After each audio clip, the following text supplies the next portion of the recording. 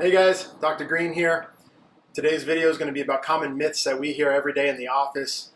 Patients come in interested in the penile implant and they ask us questions. They have these preconceived notions, some of which are just not true. They may hear them from the internet, they may hear them from their friends. I mean, I don't know where half of this stuff comes from, but let's get to the video.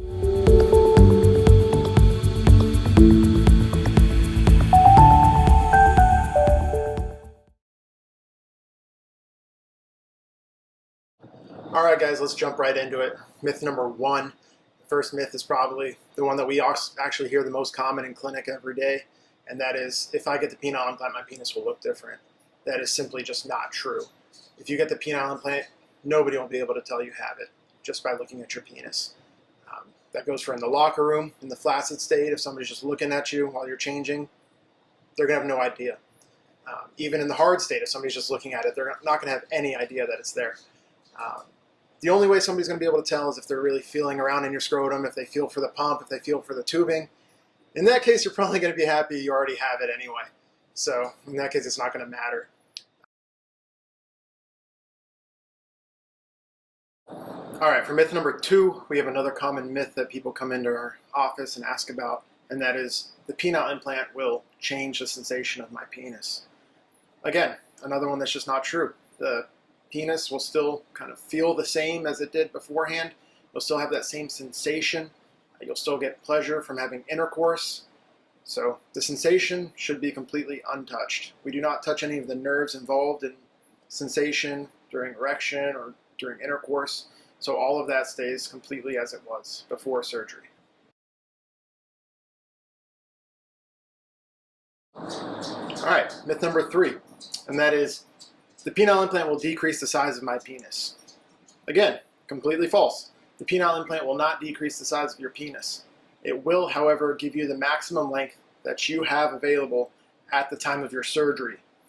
So that means if you were to completely stretch out the penis like we do during the surgery when we measure, we even maybe oversize just a little bit to give you the maximum length during the procedure. But if you were to do that, that's basically the length that you're going to get following the surgery. That's not to say it won't be different than before you had erectile dysfunction. That's a whole other matter entirely, because erectile dysfunction, if you've had it for a long time, can actually lead to decreased penis size. So no, it may not be what it was whenever you were 22, but we will give you the maximum length that you have right now. It will not decrease your penis size from what you have right now. The fourth myth we have today is that the penile implant surgery is a major surgery. It's not really a major surgery. You are under anesthesia, so it is a surgery. It's always a procedure. So there are risks involved, but it's not a major surgery. This procedure takes about 35 to 45 minutes. We do the whole thing through an incision about 4 centimeters long between the penis and the scrotum. And that's it. 35 to 45 minutes. You go home the same day. So it is a relatively minor procedure. People don't really consider hernia repair a major surgery. So I wouldn't really consider this a major surgery either.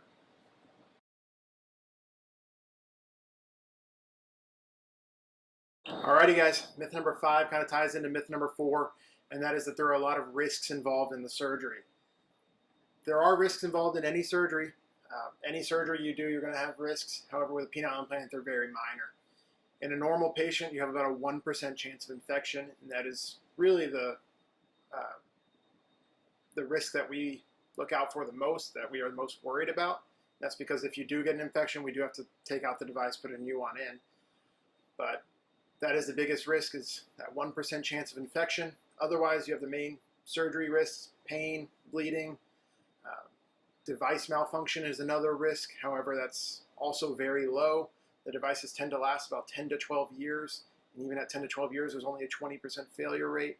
If you go out to 15 years, that's when we really see these devices start to fail more. All right, guys, myth number six.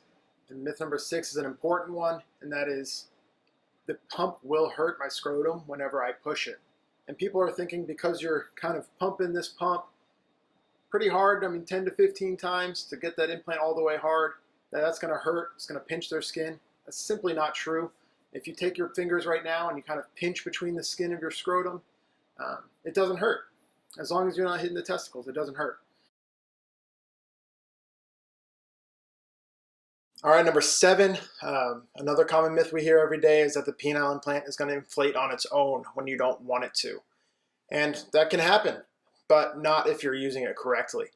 And some people just don't know how to use it right, or their doctors don't even know how to tell them to use it right. So it does inflate on its own. The way you get it to not inflate on its own is after you've completely deflated the device, you give the pump just one squeeze. Let me show you.